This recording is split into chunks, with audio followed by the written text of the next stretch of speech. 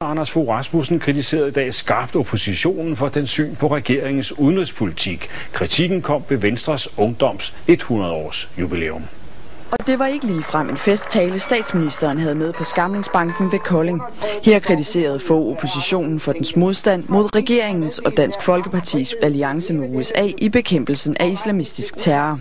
Statsministeren trak en lige linje fra besættelsestidens samarbejds- og tilpasningspolitik over for Nazi-Tyskland til den nuværende oppositionssyn på udenrigspolitikken.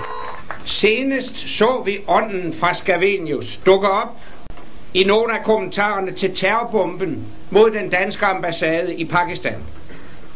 Der var røster fremme om, at vi nu skulle ændre og tilpasse vores udenrigs- og sikkerhedspolitik under indtryk af terroristernes angreb på Danmark. Den udmelding får det radikale Venstres leder til at fare i flint. Prøv lige at høre her.